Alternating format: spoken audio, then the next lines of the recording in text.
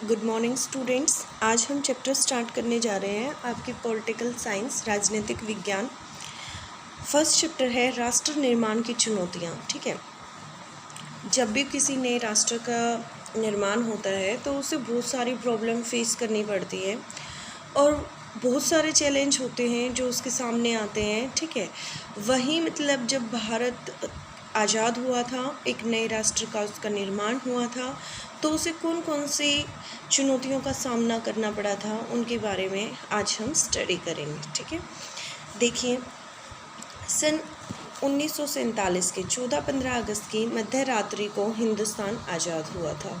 स्वतंत्र भारत के प्रधानमंत्री जवाहरलाल नेहरू ने इस रात संविधान सभा के एक विशेष सत्र को संबोधित किया। उनका यह प्रसिद्ध भाषण भाग्यवधु से जो उन्होंने संबोधित किया, तो उन्होंने उसमें एक भाषण दिया और उस भाषण को किस नाम से जाना जाता है? भाग्यवधु से चिर प्रतीक्षित भेंट या फिर ट्रस्ट विद डेस्टिनी के नाम से जाना जाता है। ठीक है, हिंदुस्तान की जनता इसी क्षण की प्रतीक्षा कर रही थी। ठीक है, क्योंकि आपको पता है आज़ादी के लिए हमें एक कड़ा संघर्ष लड़ना पड़ा था। ठीक है, और जो भारत की जो जनता थी, हिंदुस्तान की जो जनता थी, वो इसी क्षण का इंतज़ार करने लग रही थी। ठीक है, आपने इतिहास की पाठ्य पुस्तकों में पढ़ा है कि हमारी आज़ादी की लड़ाई में कई आवाज़ें बुलंद हुईं। बहरहाल दो बातों पर सबकी सहमति थी। पहली बात यह है कि आज़ादी के बाद देश का शासन लोकतांत्रिक सरकार के जरिए चलाया जाएगा। दूसरा यह है कि सरकार सबके भले के लिए काम करेगी। ठीक है, हमारे 2 पॉइंट्स मतलब ऐसे थे जिनके लिए हर कोई एग्री था। ठीक है, हर कोई एग्री किन बातों के लिए एग्री था कि पहले हमारे यहाँ पे लोकतांत्रिक सरकार होनी चाहिए, मतलब जो लोगों द्वारा चुनी जाए, यहाँ पर ऐसी सरकार की स्थापना होनी चाहिए। दूसरा, यहाँ पर जब उस सरकार की स्थापना हो जाती है तो वह सरकार लोगों के भले के लिए काम करेगी। ठीक है, इस शासन में गरीबों कमज़ोरों का खास ख्याल रखा जाएगा। देश अब आज़ाद हो चुका था। आज़ादी से जुड़े इन सपनों को साकार करने का समय आ गया था। ठीक है, वक्त आ गया था कि जब सरकार को ये अपने सपने पूरे करने थे। ठीक है, क्योंकि देश आज़ाद हो चुका था और हमें जो वो 2 बातें थी, एक लोकतांत्रिक सरकार बनाई जाए और दूसरा लोगों के भले के बारे में सोचा जाए, इन पर फोकस करना था। यह कोई आसान काम नहीं था, कोई इजी नहीं था, डिफ़िकल्ट था, क्योंकि इंडिया के अंदर वास्ट डाइवर्सिटी है। ठीक है, काफ़ी विभिन्नताएं हैं और उन विभिन्नताओं के सामने एक डेमोक्रेटिक गवर्नमेंट की स्थापना करना it is a very difficult task. कहते हैं आज़ाद हिंदुस्तान का जन्म कठिन परिस्थितियों में हुआ था। हिंदुस्तान सन 1947 में जिन हालात के बीच आज़ाद हुआ, शायद उस वक्त कोई भी मुल्क वैसे हालात में आज़ाद नहीं हुआ था। आज़ादी मिली लेकिन बंटवारे के साथ मिली। सन 1947 का साल अभूतपूर्व हिंसा और विस्थापन का त्रासदी का साल था। आज़ाद हिंदुस्तान को इन्हीं परिस्थितियों में अपने बहुविध लक्ष्यों को हासिल करने की यात्रा शुरू करनी पड़ी थी। आज़ादी के उन उथल पुथल भरे दिनों से हमारे नेताओं का ध्यान इस बात से नहीं भटका था कि नया राष्ट्र चुनौतियों की चपेट में है। देखिए, हमें आज़ादी मिली थी, लेकिन जो हमें आज़ादी मिली थी वो एक बहुत ही बुरे तरीके से, बहुत कठिन परिस्थितियों के अकॉर्डिंग मिली हुई थी। हमें आज़ादी मिली, लेकिन आज़ादी के साथ हमारे मुल्क के क्या हो गए? 2 बंटवारे हो गए। ठीक है, एक हिंदुस्तान और एक पाकिस्तान। इस ड्यूरेशन के अंदर काफ़ी लोग मारे गए, बहुत सारी हिंसाएं हुई, काफ़ी लोगों का विस्थापन भी हुआ था, माइग्रेशन भी हुआ था। ठीक है, कुछ हिंदुस्तान को छोड़कर पाकिस्तान की तरफ जा रहे थे, जो पाकिस्तान में हिंदू थे वो इंडिया की तरफ आ रहे थे। ठीक है, जिसको जहाँ सुरक्षित महसूस हो रहा था उसके अकॉर्डिंग वो अपना स्थान को चेंज करने लग रहे थे, बदलने लग रहे थे। तो इंडिया के सामने मतलब काफ़ी प्रॉब्लम थी उस टाइम पे, और इतनी बुरी सिचुएशन के अंदर हमें आज़ादी मिली हुई थी, मतलब आज़ादी मिली लेकिन बंटवारे के साथ मिली। ठीक है, फिर उसके बाद देखिए 3 चुनौतियों की बात करते हैं जो मुख्य रूप से भारत के सामने आई। मुख्य तौर पर भारत के सामने 3 तरह की चुनौतियां थी। पहली और तात्कालिक चुनौती एकता के सूत्र में बंधे हुए एक ऐसे भारत को गढ़ने की थी जिसमें भारतीय समाज की सारी विविधताओं के लिए जगह हो। ठीक है, पहले सबसे बड़ी बात ये थी कि पूरे भारत को एक सूत्र में बांधना। ठीक है, सभी स्टेट्स को इकट्ठा करना, सभी को एक सूत्र में बांधना, ये सब के। और भारत में इतनी सारी विविधताएं थी, उसके बावजूद भारत अपने आकार और विविधताओं में किसी महादेश के बराबर है। ठीक है, यहाँ अलग अलग बोली जाने वाले लोग रहते हैं, उनकी संस्कृति भी अलग है, उनके अलग अलग धर्मों के अनुयायी भी हैं। उस वक्त आमतौर पर यह माना जा रहा था कि इतनी विविधताओं से भरा कोई देश ज़्यादा दिनों तक एकजुट नहीं रह सकता। ठीक है, आपको पता है यहाँ पे कितने सारे रिलीजन है, कितने सारे धर्म हैं। ठीक है, कितनी अलग अलग बोलियां हैं, सबकी संस्कृति अलग अलग है। ठीक है, इतनी विविधताएं होने के बावजूद भी इस पूरे देश को एक सूत्र में बांधना था। ठीक है, और उस वक्त पे तो ये माना जा रहा था कि इतनी विविधताओं से भरे देश को एक सूत्र में नहीं बांधा जा सकता। कहते हैं भारत के भविष्य को लेकर गंभीर सवाल खड़े हुए। क्या भारत एक रह पाएगा? क्या ऐसा करने के लिए भारत सिर्फ राष्ट्रीय एकता की बात पर सबसे ज़्यादा जोर देगा, बाकी उद्देश्यों को तिलांजलि कर देगा? क्या ऐसे हर क्षेत्रीय उपक्षेत्रीय पहचान को खारिज कर देगा? उसका सबसे तीखा और छुपता एक ही सवाल था कि भारत की क्षेत्रीय अखंडता को कैसे हासिल किया जाए। ठीक है, कैसे मतलब भारत की इंटीग्रिटी बनाई जाए, कैसे भारत को एकता के सूत्र में बांधा जाए जिससे वह बिखर ना सके। दूसरी चुनौती लोकतंत्र को कायम करने की थी। देखिए, पहली चुनौती थी कि भारत को एक सूत्र में कैसा बांधा जाए, और दूसरी थी कि वहाँ पर डेमोक्रेसी कैसे लाई जाए, कैसे लोकतंत्र की स्थापना की जाए। आप भारतीय संविधान के बारे में पहले ही पढ़ चुके हैं, 11th क्लास में आपने पूरी बुक कॉन्स्टिट्यूशन के रिलेटेड पढ़ी है। ठीक है, और अब ये कह रहा है कि जो मतलब आप भारतीय संविधान के बारे में पहले ही पढ़ चुके हैं। आप जानते हैं कि संविधान में मौलिक अधिकारों की गारंटी दी गई है। ठीक है, हमें क्या दिए गए हैं? फंडामेंटल राइट्स दिए गए हैं। कौन से पार्ट में दिए गए हैं? कॉन्स्टिट्यूशन के पार्ट नंबर 3 में दिए गए हैं। ठीक है, और पार्ट नंबर 3 है, और आर्टिकल नंबर 12 to 35 तक हमारे फंडामेंटल राइट्स की एक्सप्लेनेशन है। वहाँ पर हमें ये राइट्स दिए गए हैं। मौलिक अधिकार जो हमारे हैं, हर नागरिक को वोट डालने का, मतदान करने का अधिकार है। भारत ने संसदीय शासन पर आधारित प्रतिनिधित्व मूलक लोकतंत्र को अपनाया। इन विशेषताओं से यह बात सुनिश्चित हो गई कि लोकतांत्रिक ढांचे के भीतर राजनीतिक मुकाबले होंगे। ठीक है, जब लोग अपना रिप्रेजेंटेटिव चुनेंगे, हमारे यहाँ पे जो प्रणाली है वो भारत में संसदीय प्रणाली है, तो इसका मतलब ये क्लियर था कि यहाँ पर राजनीतिक मुकाबले होंगे। लोकतंत्र को कायम करने के लिए लोकतांत्रिक संविधान जरूरी है। ठीक है, लेकिन इतना भरी काफ़ी नहीं था। चुनौती यह भी थी कि संविधान से मेल खाते लोकतांत्रिक व्यवहार बर्ताव चलन में आए। ठीक है, मतलब एक कॉन्स्टिट्यूशन के अंदर ये सारी चीज़ें बना दी गई, लिख दी गई। ठीक है, कि ऐसे होगा और ऐसे डेमोक्रेसी की हम स्थापना कर सकते हैं, बट उसे व्यवहार में लाना, उसे बर्ताव में लाना भी एक बात थी। तीसरी चुनौती क्या थी? ऐसे विकास की जिसमें समूचे समाज का भला हो सके। देखिए, जब भारत आज़ाद हुआ था तो उस टाइम पे भी सिर्फ 2 ही पॉइंट थे। एक ये कि जो भारत की सरकार होगी वो लोकतांत्रिक होगी, और दूसरा जो वो सरकार होगी वो कैसी होगी? जो लोगों के भले के बारे में सोचे। ठीक है, तो पहली बात, भारत में इतनी सारी विविधताएं थी, इतनी सारी रियासतें थीं, और अलग अलग धर्म थे, अलग अलग बोलियां थी। तो पहली चुनौती हमने फेस की कि किस तरीके से भारत को एक सूत्र के अंदर बांधा जा सकता है, कैसे बांधा जाए, कौन से तरीके से बांधा जाए। फिर उसके बाद हमारा कॉन्स्टिट्यूशन बन चुका था, लेकिन कॉन्स्टिट्यूशन बनना ही एक हमारे लिए इम्पोर्टेंट नहीं था। दूसरी चुनौती हमारे सामने आती कि यहाँ पर हमें लोकतंत्र की स्थापना करनी थी। वो हम कैसे करें? वो हम कर सकते थे संविधान के थ्रू। ठीक है, क्योंकि संविधान में ऑलरेडी सब कुछ लिखा हुआ था, लेकिन उसे इम्प्लीमेंट करना it is not a easy task. ठीक है, उसे व्यवहार में लेकर आना था। और तीसरी जो चुनौती थी वो सबसे मेन पॉइंट जो आपका है कि लोग पूरे समाज का भले के बारे में सोचना था, सिर्फ कुछ एक तबकों के बारे में नहीं सोचा जा सकता था। इस मोर्चे पर भी संविधान में यह बात साफ कर दी गई कि सबके साथ समानता का बर्ताव किया जाए, और सामाजिक रूप से वंचित जो तबके हैं और धार्मिक सांस्कृतिक अल्पसंख्यक समुदायों को विशेष सुरक्षा दी जाए। ठीक है, अल्पसंख्यक जो आपकी जिनकी संख्याएं कम होती हैं, जो ऐसे सोसाइटी में लोग हैं, उनको विशेष सुरक्षा दी जाए, उनके लिए स्पेशल प्रोविजंस बनाए जाएं। संविधान ने राज्य के नीति निर्देशक सिद्धांतों के अंतर्गत लोक कल्याण के लक्षणों को भी स्पष्ट कर दिया, जिन्हें राजनीति को जरूर पूरा करना चाहिए। अब असली चुनौती आर्थिक विकास तथा गरीबी के खात्मे के लिए कारगर नीतियाँ करने की थी। ये कहता है कि हमारे जो डायरेक्टिव प्रिंसिपल ऑफ स्टेट्स हैं, ठीक है, ये भी कॉन्स्टिट्यूशन के अंदर मेंशन कर दिए। डायरेक्टिव प्रिंसिपल ऑफ स्टेट क्या होते हैं? उसके अंदर कुछ लोक कल्याण से संबंधित कुछ लक्ष्य होते हैं, कुछ नीतियाँ होती हैं जिन्हें एक राज्य सरकार को फुलफ़िल करना होता है, ठीक है।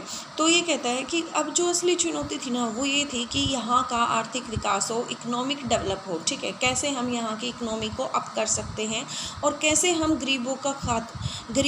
गरीबी जो है उसका खात्मा करें, ठीक है। उनके लिए हमें पॉलिसीज़ बनानी थी, नीतियाँ बनानी थी, फिर उन्हें इम्प्लीमेंट करना था, ठीक है। मतलब एक पूरा राष्ट्र की जो शुरुआत है वो बन गया था, लेकिन उसकी शुरुआत बिल्कुल इनिशियल स्टेज से करनी थी। हर चीज़ का वहाँ पे गवर्नमेंट से लेके लोगों से लेकर, ठीक है, सब कुछ वहाँ पर सेटअप करना था कि कैसे वो लोग रहेंगे, कैसे इंटीग्रिटी, मतलब कैसे उनको एकजुट किया जाए और कैसे मतलब यहाँ पर लोकतंत्र लाया जाए, कैसे उसको इम्प्लीमेंट किया जाए। कहते हैं आज़ाद हिंदुस्तान ने इन चुनौतियों के आगे क्या रुख अपनाया, संविधान में तय किए गए विभिन्न लक्ष्यों को हासिल करने की दिशा में कहाँ तक सफलता मिली, इस पूरी किताब में इन्हीं सवालों को खगोलने की कोशिश करेंगे हम। इस किताब में आज़ादी के बाद के दौर की भारतीय राजनीति की कथा लिखी गई है ताकि आप खुद इन बड़े सवालों के अपने उत्तर तलाश पाने के काबिल हो सकें, ठीक है। इस पूरी बुक के अंदर आप क्या पढ़ेंगे? सिर्फ इतना ही आप पढ़ेंगे कि हमें 1947 के बाद कौन कौन सी प्रॉब्लम फेस करनी पड़ी थी और उनको हमने कैसे डील किया, कैसे उनको रिजॉल्व किया, और आज़ादी के बाद मतलब भारतीय जो राजनीति की कथा है, ठीक है, 1947 के बाद जो भी हमारे इलेक्शन आए, प्राइम मिनिस्टर आए, कौन सी नीतियाँ अपनाई, गरीबों के लिए क्या किया, कैसे डेमोक्रेसी का सेटअप किया, ये सारा सब कुछ हम इस कंप्लीट बुक के अंदर स्टडी करने जा रहे हैं। शुरुआत के जो 3 चैप्टर हैं उनमें जो हम स्टडी करेंगे वो इन्हीं 3 चुनौतियों के बारे में करेंगे। रिकॉल करवा रही हूँ, 3 चुनौतियाँ कौन कौन सी थी? पूरे भारत को एकजुट करना, उसकी इंटीग्रिटी बनाए रखना। सेकंड पॉइंट था आपके लिए लोकतंत्र को कायम करना, और थर्ड पॉइंट था समुचित समाज का भले के बारे में सोचना, किस तरीके से पूरे समाज की भलाई की जा सकती है, ठीक है। ये 3 ही पॉइंट थे और पहले 3 चैप्टर में हम इन तीनों पॉइंट के बारे में ही स्टडी करेंगे। देखिए, आज की तुरंत बाद राष्ट्र निर्माण की चुनौती सबसे प्रमुख थी। ये कहता है आज के तुरंत बाद राष्ट्र निर्माण की चुनौती सबसे प्रमुख थी। इस पहले अध्याय में हम इस चुनौती पर ध्यान केंद्रित करेंगे।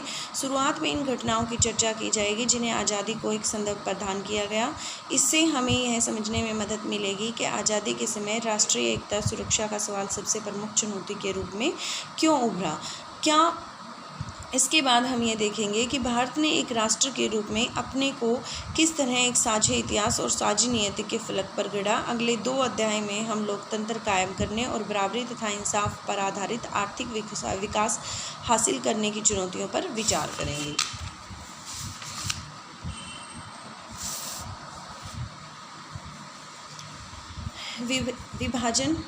विभाजन के दौरान क्या हुआ? विस्थापन हुआ, पुनर्वास हुआ। 14-15 अगस्त 1947 को एक ही नहीं बल्कि 2 राष्ट्र भारत और पाकिस्तान अस्तित्व में आए थे। आपको पता है जब हमारा बंटवारा हो गया तो हमारे ही देश का बंटवारा करके एक दूसरे देश की स्थापना की गई थी जो पाकिस्तान था। कहता है ऐसा विभाजन के कारण हुआ, जो हमारा पार्टीशन हुआ उसकी वजह से 2 कंट्रीज़ बनी। कहता है ब्रिटिश इंडिया को भारत और पाकिस्तान के रूप में बांट दिया गया।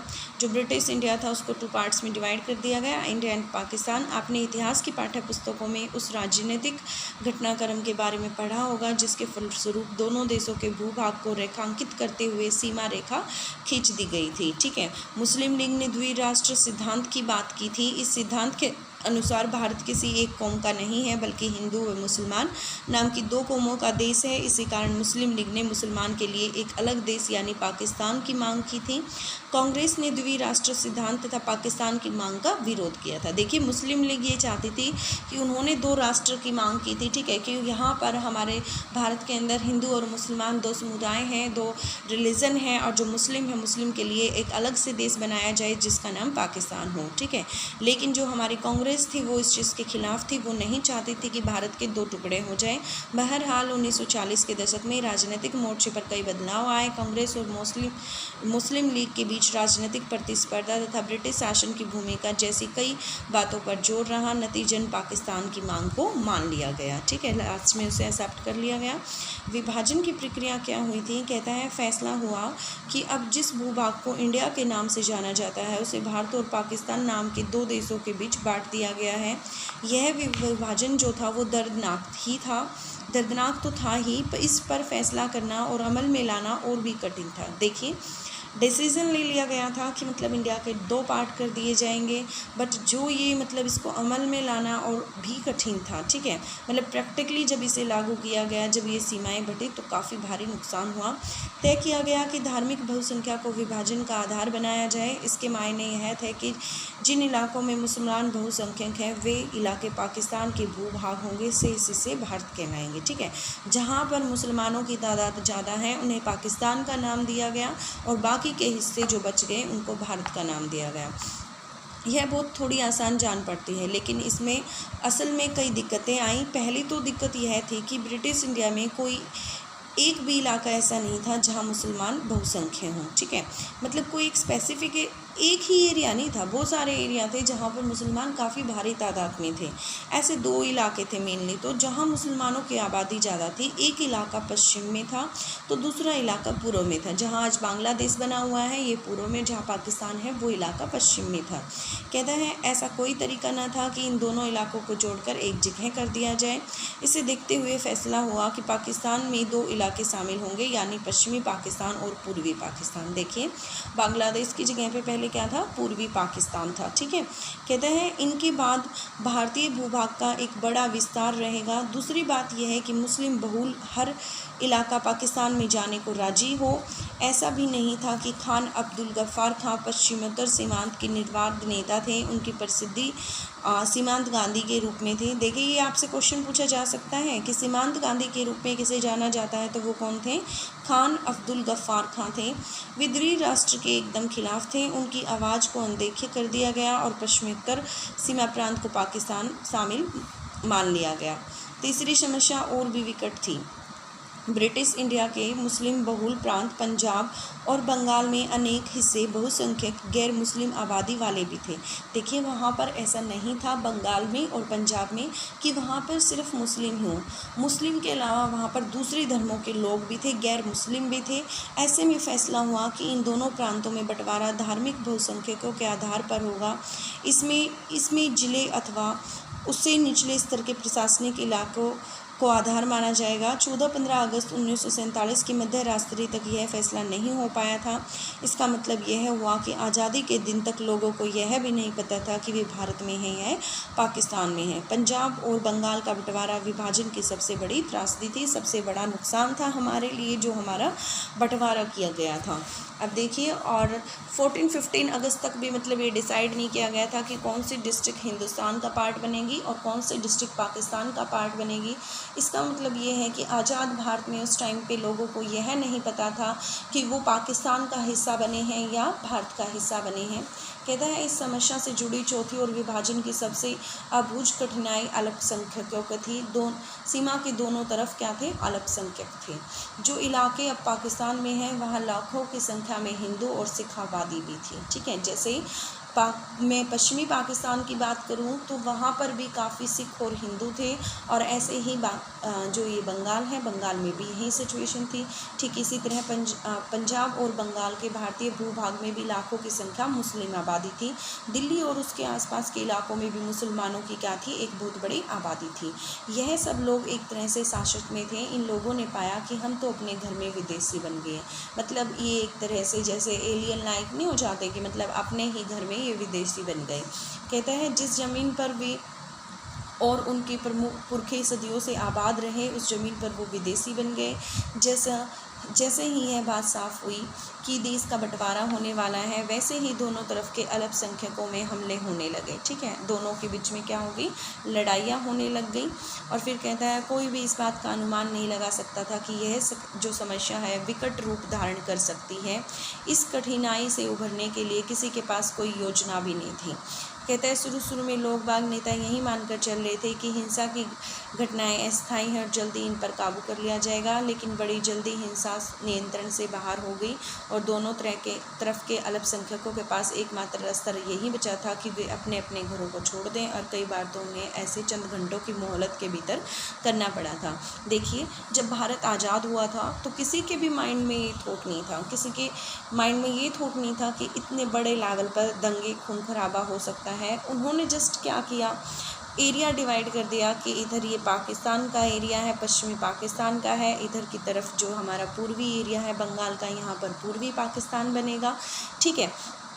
और डिस्ट्रिक्ट जो है वो डिवाइड कर दी जाएंगे, मेजॉरिटी जो होगी मुस्लिम की जो मेजॉरिटी है वो वहाँ चली जाएगी, लेकिन जो अल्पसंख्यक थे, ठीक है, लाखों की तादाद में जो हिंदू और सिख मौजूद थे, पश्चिमी पाकिस्तान में भी थे और पूर्वी पाकिस्तान में भी थे, वो लोग तो जहाँ पर उनके पुरखे इतने सदियों से रहते आ रहे हैं वो अपने ही घरों में विदेशियों जैसा महसूस कर रहे थे, ठीक है। और उसी ड्यूरेशन में ऐसा हुआ कि मतलब जब भारत और पाकिस्तान अलग अलग हो गए तो उन्हें अपनी जगह को छोड़ना पड़ा। क्यों छोड़ना पड़ा? क्योंकि हमले स्टार्ट हो गए इन कम्युनिटीज़ के बीच में।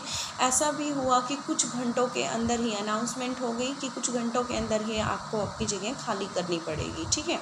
और जो नेता वगैरह थे वो सोच रहे थे कि जो इस हिंसा का रूप, ये अभी जो हिंसा स्टार्ट हुई है ये शीघ्र ही समाप्त हो जाएगी, मतलब शीघ्र ही इसे कंट्रोल कर लिया जाएगा, ठीक है। बट ऐसा नहीं हुआ और जो ये हिंसा थी इसने काफ़ी विकराल रूप ले लिया था, ठीक है। विभाजन के परिणाम की बात करते हैं। सन 1947 में बड़े पैमाने पर एक जगह की आबादी दूसरी जगह से जाने को मजबूर हुई। ये देखिए, आपको ट्रेन की मतलब सिचुएशन दिखा सकती हूँ, ठीक है। जिस ट्रेन में एक जगह से दूसरी जगह पर लोग विस्थापित हो रहे थे, उस टाइम पे ये ट्रेन की एक पिक आपको दिखा रखी है कि कैसे लोग असंख्य हैं, कितनी संख्याओं में, मतलब भारी तादाद में लोग ऊपर तक बैठे हुए हैं, ठीक है। There is no space. फिर कहता है उसके बाद सन 1947 में बड़े पैमाने पर एक जगह की आबादी दूसरी जगह जाने को मजबूर हो गई, ठीक है। आबादी का यह स्थानांतरण आकस्मिक अचानक से हुआ था, अनियोजित था, कोई प्लान नहीं हुआ था और त्रासदी काफ़ी भारी नुकसान हुआ था जब ये माइग्रेशन हुआ है।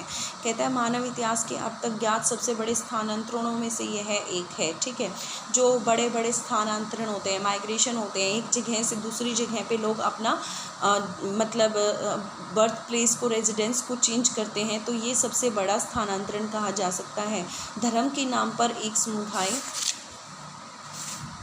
के लोगों ने दूसरे समुदाय के लोगों को बेरहमी से मारा। लाहौर, अमृतसर, कलकत्ता जैसे शहर सांप्रदायिक अखाड़े में बदल गए, ठीक है।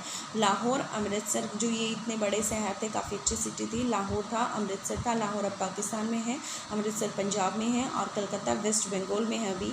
ये सांप्रदायिक अखाड़े, सांप्रदायिक होता है भाई क्या नाम है, धर्म के नाम पर जो विवाद होते हैं, जो झगड़े होते हैं।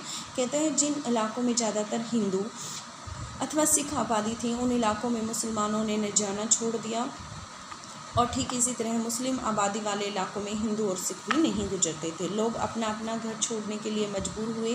वे सीमा के एक तरफ से दूसरी तरफ गए और इस क्रम में लोगों को बड़ी से बड़ी विपत्ति का सामना करना पड़ा था, ठीक है। दोनों की तरफ के अल्पसंख्यक अपने घरों में भाग खड़े हुए और अक्सर अस्थायी तौर पर वो कैसे रहे, शरणार्थियों की तरह रहे। शरणार्थी जो शिविर लगते हैं उनमें रहे। कल तक जो लोगों को अपना वतन हुआ करता था वहीं की पुलिस अथवा स्थानीय प्रशासन अब इन लोगों के साथ रुखाई का बर्ताव कर रहा था। लोगों को सीमा के दूसरी तरफ जाना पड़ा और ऐसा उन्हें हर हाल में करना था।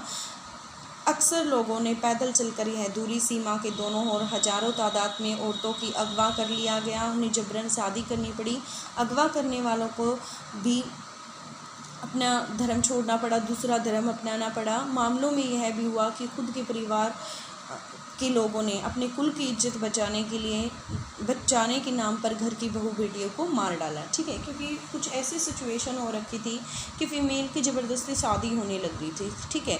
और ज़बरदस्ती उस शादी के अंदर क्या होता था, उन्हें अगवा करके शादी कर ली जाती थी, किडनैपिंग हो जाती थी। और किडनैपिंग में भी क्या होता था कि उनका धर्म को परिवर्तित कर दिया जाता था। तो कुछ इंसान ऐसे भी थे जिन्होंने अपने घर की इज्जत को बचाने के लिए, अपने कुल की इज्जत को बचाने के नाम पर क्या किया, बहू बेटियों को मार डाला। बहुत से बच्चे अपने माँ बाप से बिछड़ गए इस ड्यूरेशन में। जो लोग सीमा पार करने में किसी तरह सफल रहे, उन्होंने पाया कि वे अब बेठिकाना हो गए हैं, ठीक है, क्योंकि उन्होंने अपने घर छोड़ दिए थे, ठीक है। और घर छोड़ने के बाद यदि वो सीमा पार भी कर गए हैं तो उनके पास कोई ठिकाने नहीं थे, उनके पास कोई जगह नहीं थी, या उनका अपना खुद का घर नहीं था। उन्हें महीनों तक रिफ्यूजी जो कैंप होते हैं, शरणार्थियों के जो कैंप लगाए जाते हैं, उनमें रहना पड़ता था। इन लाखों शरणार्थियों के लिए देश की आज़ादी का मतलब था महीनों और कभी कभी सालों तक शरणार्थी शिविर में ज़िंदगी काटना, ठीक है। देखिए, आज़ादी हमें मिली है तो एक खुशी की लहर जो है वो जनता के अंदर दौड़ जाती है, लेकिन यहाँ ऐसी सिचुएशन हो रखी थी कि इस आज़ादी की ड्यूरेशन में काफ़ी लोगों को बहुत ज़्यादा सफ़र करना पड़ा था, जिनको अपने घर छोड़ने पड़े, उन्हें सबसे ज़्यादा प्रॉब्लम फेस करनी पड़ी, यहाँ तक कि वो कभी कुछ महीनों तक शिविर कैंप में रहते थे और कई बार कुछ सालों तक भी वो शिविर कैंप में रहते थे। भारत और पाकिस्तान के लेखक, कवि तथा फिल्म निर्माताओं ने अपने उपन्यास, लघु कथा, कविता, फिल्म में इस मारकाट की नृशंसता का जिक्र किया और विस्थापन और हिंसा से पैदा दुखों को अभिव्यक्ति की। भारत और पाकिस्तान में ऐसे राइटर, पोइट बहुत सारे थे जिन्होंने अपनी फिल्म के थ्रू, फिल्म निर्माता थे ऐसे जिन्होंने उपन्यास, लघु कथा या कविताओं या फिल्मों में इस मारकाट को दिखाया कि किस तरीके से यहाँ पर कितना नुकसान हुआ है।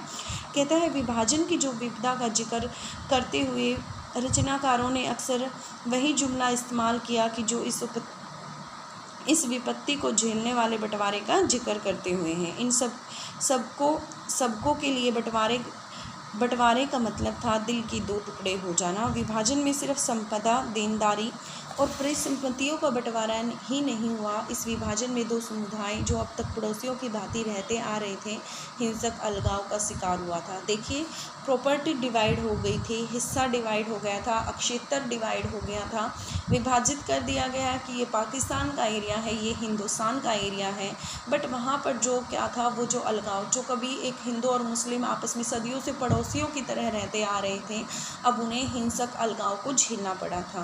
कहते हैं, वित्तीय संपदा के साथ साथ टेबल, कुर्सी, टाइपराइटर, पुलिस के वाद्य यंत्रों तक का बंटवारा उस टाइम पे हुआ था। कहते हैं, सरकार और रेलवे के कर्मचारियों का भी बंटवारा हुआ। अब तक साथ साथ रहते हुए दो समुदायों को यह एक हिंसक तथा भयावह विभाजन था। अनुमान किया जाता है कि विभाजन के कारण 80 लाख लोगों को अपना घर बार छोड़कर सीमा पार जाना पड़ा था। देखिए कितनी भारी तादाद में माइग्रेशन हुआ है। 80 लाख पीपल ऐसे थे जिन्होंने मतलब अपना घर बार छोड़ दिया था। विभाजन की हिंसा में तकरीबन 5 से 10 लाख लोगों ने अपनी जान गंवा दी थी। 5 से 10 लाख लोग, मतलब कितना बड़ा नुकसान हुआ था एक कंट्री के लिए, एक देश के लिए, कि 5 से 10 लाख लोगों ने अपना जीवन गंवा दिया था। ठीक है, मतलब जो ये हमें आज़ादी मिली थी, जो हमारा बंटवारा हुआ था, ये बंटवारा इसीलिए ही इतना दर्दनाक था। संपत्ति, प्रॉपर्टी जो भी था, एरिया था, डिवाइड हो गया था, लेकिन इतना हिंसात्मक हो गया था कि 5 से लेकर 10 लाख तक लोगों की मृत्यु हो गई थी। ठीक है, बहुत से परिवार अपने बेघर हो गए थे, बच्चे अपने माँ बाप से अलग हो गए थे, औरतों की जबरन शादी करवाई जा रही थी, उनके धर्म को चेंज किया जा रहा था। ठीक है, बहुत सारी औरतों को उनके परिवार ने ही मौत के घाट उतार दिया अपने कुल की मान मर्यादा ना बचाने के नाम पर। तो देखिए कितने बड़े लेवल पर हमें नुकसान हुआ उस टाइम पे। प्रशासनिक मुश्किल और वित्तीय कठिनाई के अतिरिक्त विभाजन के साथ कुछ और ज़्यादा गहरे मुद्दे जुड़े थे। भारत के नेता द्विराष्ट्र सिद्धांत में यकीन नहीं करते थे। बहरहाल विभाजन तो धर्म के आधार पर ही हुआ था। क्या इस वजह से भारत अपने आप एक हिंदू राष्ट्र बन गया? विभाजन के दौरान बड़ी संख्या में मुस्लिम आबादी क्या थी? पाकिस्तान चली गई। इसके बावजूद 1951 के वक्त भारत की कुल आबादी में 12% फिर भी क्या थे? मुसलमान थे। देखिए काफ़ी बड़ी पॉपुलेशन जो कह सकती हूँ मैं कि पाकिस्तान चली गई मुस्लिम के, उसके बावजूद 12% मुस्लिम 1951 के अकॉर्डिंग इंडिया में थे। ऐसे में यह सवाल था कि भारत अपने मुसलमान नागरिकों तथा दूसरे धार्मिक जो अल्पसंख्यक हैं, जैसे कि सिख हैं, ईसाई हैं, जैन धर्म हैं, बौद्ध धर्म के अनुयायी हैं, पारसी के हैं, यहूदी हैं, उनके साथ क्या बर्ताव करें? बंटवारे के कारण हिंदू और मुसलमानों के बीच तनाव पहले से ही कायम था। इन संघर्षों के साथ प्रतिस्पर्धी राजनीतिक हित जुड़े थे। मुस्लिम लीग का गठन मुख्य रूप से औपनिवेशिक भारत में मुसलमानों के हित की रक्षा के लिए हुआ था। मुस्लिम लीग मुसलमानों के लिए एक अलग राष्ट्र की मांग करने के लिए एतबार से अग्रणी थी। ठीक इसी तरह कुछ और संगठन भी थे जो भारत को हिंदू राष्ट्र बनाने के लिए हिंदुओं को लामबंद करने की कोशिश में लगे हुए थे। ठीक है, कुछ ऐसे भी थे जो ये चाहते थे कि मतलब यहाँ पर सिर्फ हिंदू धर्म ही रहे। बहरहाल भारत की कौमी सरकार के अधिकतर नेता सभी नागरिकों को समान दर्जा देने के हामी थे। हमारे जो ज़्यादातर नेता थे वो ये चाहते थे कि हमारे यहाँ का चाहे वो कोई भी किसी भी धर्म को उसने कोई भी धर्म अपना रखा, चाहे वो सिख है, ईसाई है, जैन है, पारसी है या यहूदी है, मुस्लिम है, हिंदू है, चाहे वो किसी भी धर्म का अनुयायी है, लेकिन हम यहाँ जो यहाँ का नागरिक है हम उसे बराबर के अधिकार देंगे। ठीक है। नेता चाहे नागरिक किसी भी धर्म का हो, वे भारत को एक ऐसे राष्ट्र के रूप में नहीं देखना चाहते थे जहाँ किसी एक धर्म के अनुयायियों को दूसरे धर्म के ऊपर वरीयता दी जाए अथवा किसी एक धर्म के विश्वासियों के मुकाबले बाकियों को हीन समझा जाए। ठीक है। इंडिया के जो नेता थे वो ऐसा नहीं चाहते थे किसी एक ही धर्म को प्रेफरेंस दिया जाए, एक ही धर्म को ऊपर रखा जाए और दूसरे जो धर्म है उसका सम्मान ना किया जाए। वे मानते थे कि नागरिक चाहे जिस धर्म को माने उसका दर्जा बाकी नागरिकों के बराबर ही होना चाहिए। All citizens are equal to each other, सभी को इक्वल राइट्स होने चाहिए। नागरिकता की कसौटी धर्म को नहीं बनाया जाना चाहिए। हमारे नेतागण जो थे वो धर्मनिरपेक्ष राज्य, इंडिया जो है आज के टाइम पे एक सेकुलर कंट्री है जो किसी भी धर्म को नहीं मानता। ठीक है। या किसी भी धर्म की अवहेलना नहीं करता। यहाँ पे सभी को अधिकार है अपने धर्म की प्रचार प्रसार करने के, और हमारे नेता भी उस टाइम पे इसी चीज़ के फेवर में थे, इसलिए उन्होंने ऑलरेडी कॉन्स्टिट्यूशन में ये चीज़ें ऐड करा दी थी। आर्टिकल 25 से लेके 28 तक जो हमारे फंडामेंटल राइट्स हैं वो धर्म से रिलेटेड, रिलीजन से रिलेटेड हैं। उसके अंदर हमें इतनी स्वतंत्रता दी गई है कि व्यक्ति किसी भी धर्म को अपना सकता है, अपने धर्म की संस्थाएं बना सकता है, अपने धर्म की प्रचार प्रसार कर सकता है। ठीक है। किसी को भी किसी के साथ के धर्म के आधार पर कोई भी भेदभाव नहीं किया जा सकता।